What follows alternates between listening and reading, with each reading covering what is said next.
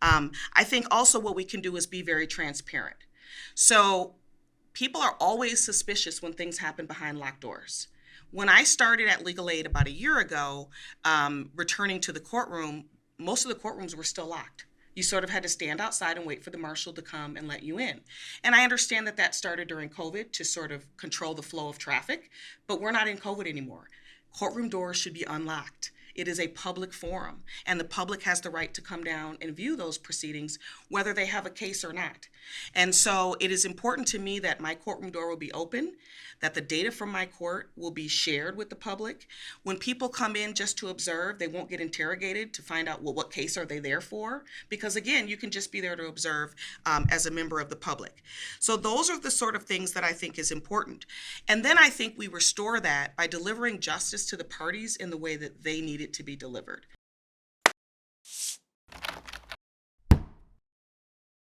Hi, I'm Emily McFarling, and I am here speaking with Rae Canady. Welcome. Thank you. It's my pleasure. Rae is running for municipal court, and we're going to be going over a lot of things about her campaign, but also just about how the municipal courts work and a lot of different things.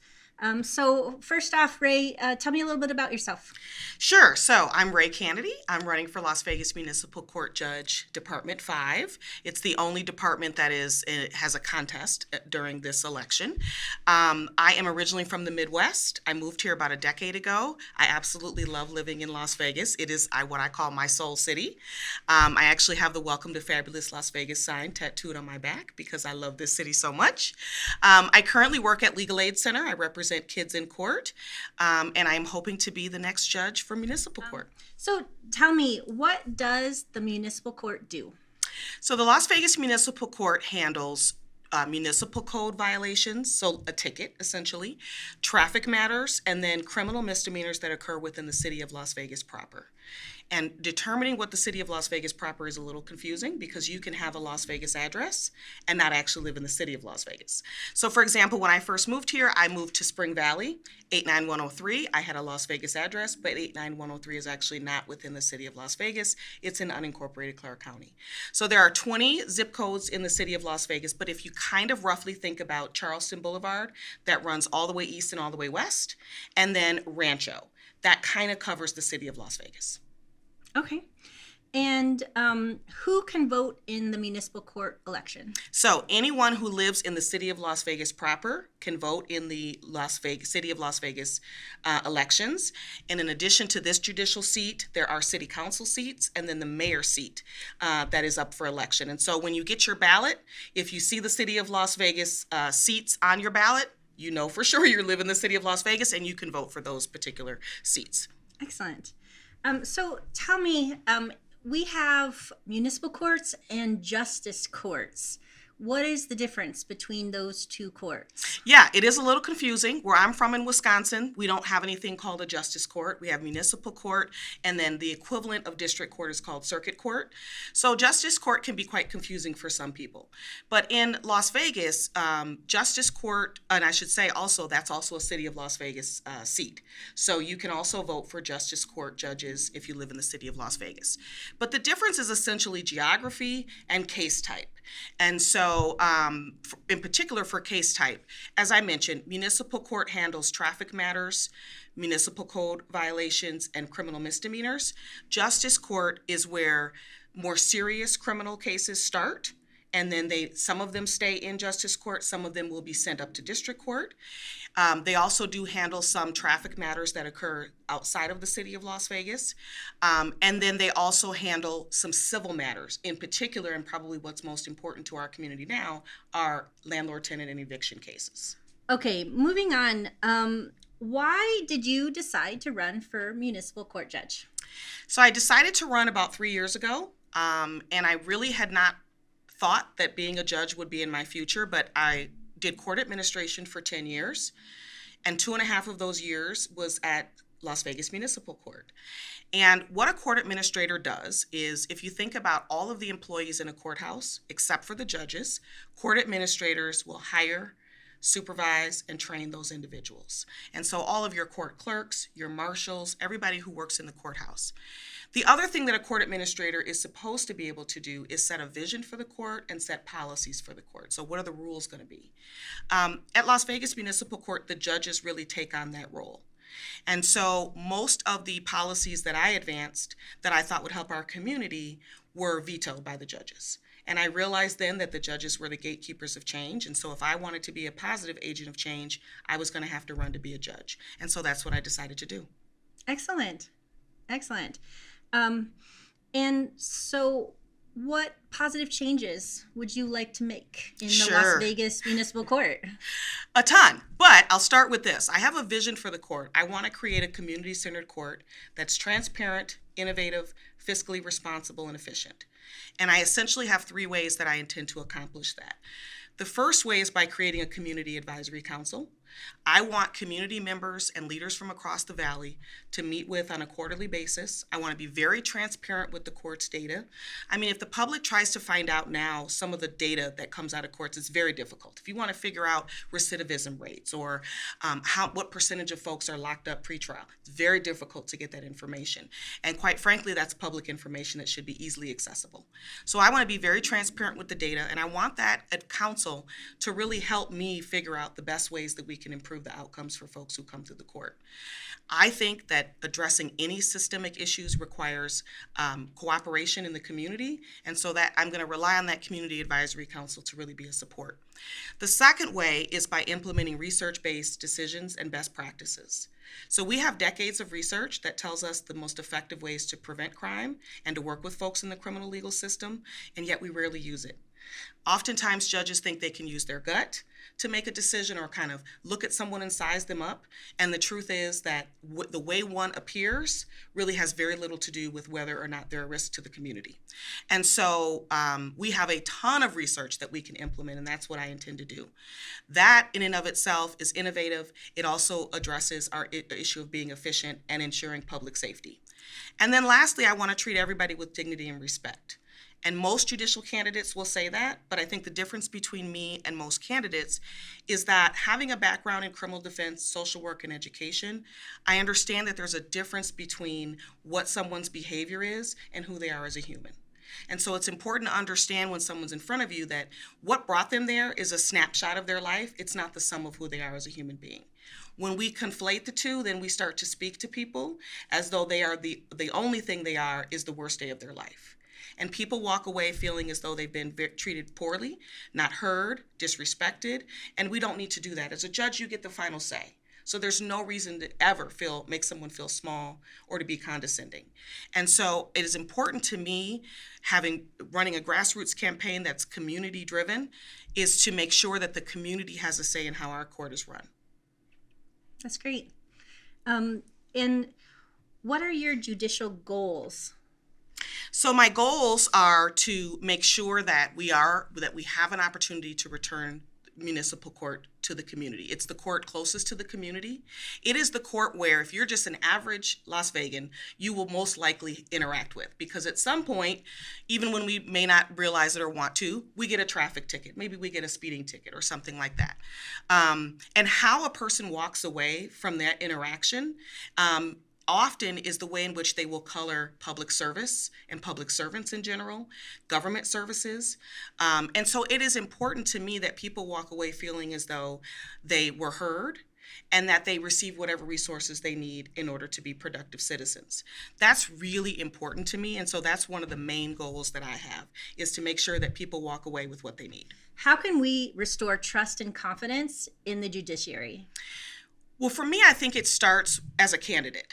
And one of the things that I think is important as a candidate is to be honest with the public.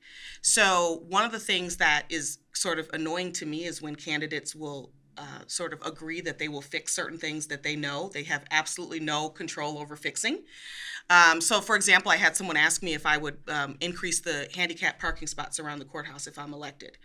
And I had to be very honest and say, I have no control over that. That's a city hall issue. However, I'm more than willing to advocate with you to get more spots.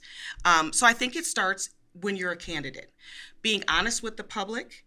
When you try to sell to the public that you have extensive legal experience and maybe you've only had a handful of years in the industry, and you've only worked one job, that's dishonest, I think, to the public. When you talk about why you've decided to run, and you leave out certain parts about your story, I think that's dishonest to the public. So I think it's important in trying to restore that is to start as a candidate in being honest with the community. I think also what we can do is be very transparent. So people are always suspicious when things happen behind locked doors. When I started at Legal Aid about a year ago, returning to the courtroom, most of the courtrooms were still locked. You sort of had to stand outside and wait for the marshal to come and let you in. And I understand that that started during COVID to sort of control the flow of traffic, but we're not in COVID anymore. Courtroom doors should be unlocked. It is a public forum, and the public has the right to come down and view those proceedings, whether they have a case or not. And so it is important to me that my courtroom door will be open, that the data from my court will be shared with the public. When people come in just to observe, they won't get interrogated to find out, well, what case are they there for? Because again, you can just be there to observe as a member of the public. So those are the sort of things that I think is important. And then I think we restore that by delivering justice to the parties in the way that they need it to be delivered. So when judicial candidates say, oh, I'm going to treat everybody equally, I distinguish myself by saying I'm going to treat everyone equitably, because I'm not going to treat the same person or different people the exact same way. I'm going to treat them the way they need to be treated in order to walk away feeling as though they've received justice. And one of the things I think we don't do a good job of, in particular with victims, is asking them, what does justice look like to you? We may not always be able to accomplish that, but we make the assumption that justice means vengeance, and it doesn't always mean that. In fact, most of the time it doesn't mean that. And so those are some of the things that I think are important to try to restore trust and confidence in our judiciary. What is the role of cultural competence in the judiciary? I think cultural competency is extremely important. I actually had an interview with an organization, an endorsement interview, and that similar question was asked. And I talked about the 6 certifications that I have in justice, equity, inclusion, diversity, and anti-racism. And that term anti-racism seemed to be too controversial for that organization to endorse me. That's confusing to me because racism exists. I know that some people, in particular some candidates, don't believe that racism exists or that there's bias in our system, but there is. And so I think it's important. The very first step is to acknowledge that we have some of these things in our system. If you aren't able to recognize that, then it seems to me that it would be extremely difficult for you to deliver justice in the courtroom. So for me, cultural competence is having a clear understanding of what the perspective is from the different communities that we have and the folks who are going to come before you. And if you haven't had the opportunity yet to immerse yourself and try to better understand those perspectives, I think you have a responsibility to do that. So for me, I grew up in a biracial household. I grew up immersed in both the Black and the white culture. I have several friends of different cultures. I travel the world to try to immerse myself in different cultures. And I've studied cultural diversity and actually taught it for 8 years at the University of Wisconsin-Milwaukee. So I feel like I am in a good position to understand the perspectives of people who come before me. And I think it's extremely important to help people feel heard. And what distinguishes you from your opponents? So I think there's several things. The first thing I think is experience. So I have been a licensed attorney for almost 20 years. About half of that time, I practiced in the courtroom doing criminal defense and now doing civil litigation. The other half of the time was court administration. And so I've worked in front of the bench and behind the bench, understanding how courts work. I think the second thing is that I have policy development experience. So when I talk to the community about what they want in a judge, they will often say experience. And usually they're referring to the judge knowing or having experience about the types of cases they're going to hear. But I think the public should also demand and expect that judges have an understanding of policy development, because that's what they do. They set the rules for the court, and also of leadership and supervisory experience, because they run the staff in their courtroom. And when you have a judge that doesn't have great leadership or management experience, it shows. The courtroom can quickly devolve into a toxic environment. So for me, having all 3 of those things, having worked in management for 15 years, I think that distinguishes me from my opponents. I think the other things that distinguish distinguish me as having a vision for the court. I actually have articulated a vision for how I see our court interacting with the community and the ways in which I intend to accomplish that. And I haven't heard anything like that come from my opponents. And then I think the third way that I'm distinguished is the level of community support that I have and the endorsements that I've received. I've been endorsed by Plan Action Nevada, Nevada Now, SCIU, the Carpenters Union, Southern Nevada Central Labor Council, Make the Road Nevada, as well as the sheet metal workers. And so for me, I think those organizations see that my vision for the court, my message for the community is important, and I think our community is ready for change. Wonderful. Let's move on to some specific questions about things that come before the court that maybe the viewers might be interested in knowing what you think about. So we have in court proceedings, there's a use of contempt of court, and there's different ways that can be handled in dealing with someone who might be disruptive in a courtroom. What do you see as the best way of dealing with someone in a courtroom whose behavior or what's going on in that courtroom might need you to take action or do something about it? Sure. Well, one of the things that I think is important, and it kind of harkens back to your question about cultural competence, is having an understanding that people who come into court, whether they are a victim, whether they are accused of something, no matter what their circumstances, it is an intimidating process. They're very anxious. And I think you really only understand that either one, by observing court proceedings a lot, or by having represented individuals. Because when you represent an individual as an attorney, you hear their anxiety. You feel it, you see it, they have questions about it. When you walk out of court, they often want you to translate what just happened, because it's almost like an out-of-body experience for them a lot of times. They're listening, but they're not necessarily taking it in. And so I think it's important to understand that when people come into court, they're already at a heightened level of emotion. And we have some very serious issues that we're dealing with.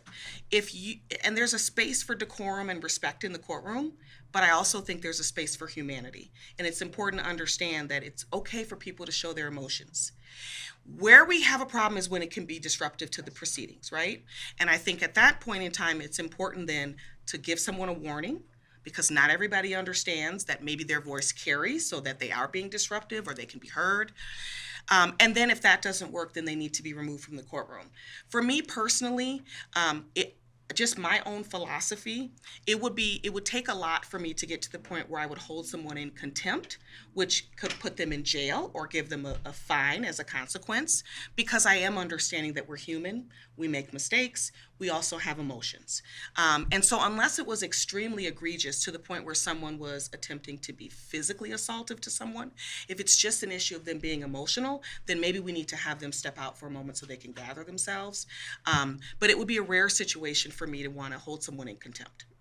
In the various courts, there are people who show up with attorneys and people who represent themselves. What are your thoughts about people representing themselves both in criminal and in civil proceedings in municipal court? So there aren't a whole lot of civil proceedings in municipal court, so I won't see that. But practicing currently in civil court, I see that all the time. So the area of practice that I'm currently in, I do minor guardianships. The folks who are trying to do the right thing by taking care of a child who needs someone, a guardian, they don't get an attorney right now. So they're often very confused about the process. I think it's important to take into account that, when we're in the courtroom, lawyers do this every day. It's not something that is foreign to them. They're not scared of the process, but that's not the case for people who are walking in without a lawyer. So I think it's important for judges to be very patient, to help explain the process, to direct them to the resources that they need. It happens much more in civil court than in criminal court, but in criminal court and for municipal court, it certainly can happen if the recommendation from the city attorney's office is just a fine and not jail. You're not entitled to an attorney if your liberty is not at stake. And so you will have quite a few individuals who will be representing themselves because the city attorney's office is just recommending a fine. To me, the same thing applies. advise, which is you need to be very patient with them. You need to take extra time to explain the process to them, because as a judge, you're there to uphold the Constitution. And the Constitution affords that individual certain rights, and you want to make sure they understand those rights. In the city of Las Vegas, despite some of the rhetoric, crime is down in every area except for car theft, as are case filings to municipal court. And so judges have the time, whether they take it or not is another question, but they have the time to spend with those cases to make sure that the person walks away feeling as though they completely understood the process and they're making an informed decision. And that would be important. So there's been a lot of talk about bail reform. And what are your thoughts about that? Sure. One of the things that I love to talk about is bail reform, actually, because we have, as I mentioned before, about the decades of research. We have a ton of research about the best ways to approach whether or not someone should be released pretrial or not. So one of the things that I am extremely proud of is that at Las Vegas Municipal Court, they use a research-based tool assessment to determine who is a good or not so good risk to be released from jail. Now, when I started at Las Vegas Municipal Court, they were only releasing about 24% of low-risk individuals. Thankfully, by the time I left, that was up to 100%, which is what the research tells us it should be. The things that make a person low risk, the research tells us, are the same things that they lose when we put them in jail before their case is concluded. Things like having a job, having a place to stay, having connections to the community. So when I say research-based tool, it means that all of the components of that assessment were taken from what the research tells us are good predictors of whether someone will come back to court and stay out of trouble when they're in the community before their case has concluded. And so those predictors give that person a score where they go from low risk to moderate risk to high risk, okay? Before that, judges were using their gut only, right? They were sizing somebody up, and most of the time, they were relying on what the criminal charge was to determine whether or not they should be released or what the bail amount should be. The research tells us that there is absolutely no correlation between the offense and that person's risk. Other things are much more research connected. So things like, have they ever refused or failed to come to court in the past, right? There are these things that we look at. Now, we use the same sort of philosophy as your car insurance. So when you try to get a quote on car insurance, they ask you certain questions. Those questions, they know from research, are good predictors of whether you're going to be a good driver or a bad driver. But it doesn't specifically give you a quote for you, Emily. Right? It gives you a quote for people who are similarly situated in your age range, your geography, your occupation, your income. So that's the same sort of philosophy that we use for assessments. When we look at the research-based assessment, we know that it comes from research, but we can't specifically say this person, I can give you guarantee that this person won't reoffend or that they'll fail to come to court. But we can say that people who are similarly situated tend to do these things. And so that's what I mean by research-based. When you have a tool that is then validated, which the Las Vegas Municipal Court tool is not yet validated, because validated means that we took these tools from research, and now we have data to say that, yep, for this population, these factors are in fact correlative to risk. They're not there yet. They need to get a couple more years of data behind them for that, but I'm very pleased that they at least use that. With that tool, we were able to increase the release for low-risk folks, a little bit for moderate folks, not so much for high-risk folks, because one of the things that the judges wanted to do for moderate and high-risk was to place them on GPS for release. Research tells us there is no correlation between someone having an ankle monitor and staying out of trouble. The only thing you can do is know where they were when they got into trouble. But it doesn't prevent crime, and there's no correlation between that being an effective deterrent. And so that was one of the things that I refused to do. I did not want to saddle community members with the cost of GPS, which they have to pay. And in fact, in municipal court, it's not monitored in the evenings or on weekends anyways. That's not a very effective deterrent. And so for me, it was important for us to try and release as many people as possible using the guidelines. What I think the public is confused about is oftentimes, and understandably so, but oftentimes they look at the offense and they say that is the type of offense where a person should stay in jail. But again, there's no correlation between the offense and risk. And so it's important that we use a tool that tells us who should be released. Las Vegas Municipal Court has been using that tool for about 6 years, and again, crime is down. So we know that when we use research-based tools, we ensure public safety. So the two main purposes of bail, and this can change by state, but here in Nevada, it is to ensure that they stay out of trouble and they come back to court. That's the purpose of bail. It is not intended to punish. It's not intended to remove people from society. It is simply intended to do those two things. And so when you use a tool that tells you whether you believe they're going to be able to do that, then that's what you want to do. Not every court has a tool like that. Not every court uses the research to make those determinations. And so what happens is you end up having people who are in jail who are the poorest of our community, simply because they can't afford to get out. And we also know that your income has no correlation to risk. So someone who has a higher income and is able to pay that bail, that does not mean that they are a lower risk to our community. And so what we end up doing is simply locking up people who are poor, which disproportionately affects our communities of color. It's important that we not do that. We look at research and we make those determinations to make sure that we're making good decisions about release. And so it's also important, I believe 2 legislative sessions ago, or maybe 1, they decided that you had the right to have an individual determination regarding your ability to pay. Nevada is one of those states that uses a bail schedule. Where I'm from in Wisconsin, there was no bail schedule.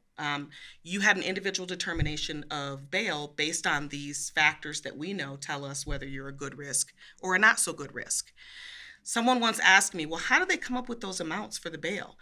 Honestly, I think it comes out of thin air, because there is absolutely, again, no correlation between what amount they put down and whether that has any deterrent effect or improves public safety. They simply sort of put an arbitrary amount based on what this offense is, and that's what the person has to pay in order to get out. And so someone who has that ability can pay that, but that doesn't mean they're going to be any better of a risk than anyone else. So for me, when people talk about bail reform, it's important to sort of eliminate some of the misinformation. People think what bail reform means is that everybody's getting let out. That's not what it means. People think that bail reform means that we're simply, feeling bad for certain people, and so we're lowering their amount so that's not what bail reform is either. Bail reform is about using what research tells us is effective ways to make decisions about who should be back in the community and who may need to remain in custody. I'd heard there was a case, Valdez Jimenez, that came out relatively recently that's about bail. Can you tell us just a little bit about that case? Sure. So that case originated out of district court. There were individuals who had been given a bail amount and that required them to remain in custody because they couldn't afford to pay it. And they essentially filed a request in front of district court to say, we want our bail to be reviewed. And when their bail amount remained the same, they filed a writ of habeas corpus, which is essentially a request saying, I think I'm being held illegally. And that went up to the Supreme Court, and the Supreme Court reaffirmed that the 2 purposes of bail were to ensure that the person comes back to court and that they stay out of trouble. And those are the only 2 purposes of bail, that we cannot keep people in custody for reasons beyond that. And so when you're making a determination of bail, it shouldn't come from a schedule that's predetermined. It should come from what is the amount that we can feel confident will accomplish those 2 goals of you coming back to court and you remaining out of trouble. Bail originally started because we thought if people had skin in the game, if they actually had to put some money down, they'd be more motivated to come back to court and stay out of trouble. We understand now that that is not in fact how it works. That what people put in terms of the skin of the game, they're willing to lose. And so it's much more important for us to take a look at what the research tells us about whether or not this person is a good or bad risk, as opposed to the amount of money that they put down. Excellent. So is there anything else that we haven't discussed yet that you would like the public to know about you? Sure. I would love the public to know that I am running a grassroots campaign. I have some pretty widespread community support, but this is a bit of a David and Goliath situation in my race. I have been outraised, I think, 30 times the last time I checked. But, I would never have raised that amount anyways, because I think that there's other things that we could do with that money in our community as opposed to spending it on an election. So I have enough in order to sort of get the things that I need, and I have a great deal of support with my volunteers. But I really want people to make an educated decision with this race and not simply look at names, because names tell you nothing. It's sort of like research-based decisions, right? If you think you can make the decision about who will be the best judge simply off of name or face, that's not a great way to go about it. Please research it. If you have no other tool other than Google, that's a good start. If you Google someone and not a whole lot comes up, that's not a good thing. That means they really haven't been in the community. They haven't taken a stand on anything. And I certainly wouldn't expect them to take a stand once they get elected. So I just want people to vote, though. Whether you vote for me, whether you can vote for me or not, please vote in the primary. The primary is so important. You're going to be getting your ballots around May 22nd. Early voting starts May 25th. And the final day to vote is June 11th. And you're in the primary. I'm in the primary, yes. So there are 3 people in the race, so that means that I have a primary. And if there is any candidate who gets 50% of the vote plus 1, they will win outright. They don't have to go to the general. And that certainly is my goal, but obviously I need the community's help to do that. Wonderful. Well, thank you for joining us. Thank you. It It's was been my great. pleasure. I am a huge fan of our Nevada judges, and so I hope that the audience will appreciate this interview as much as I've appreciated all of the prior interviews that have taken place. I appreciate being here. Thank you. Wonderful. Thank you.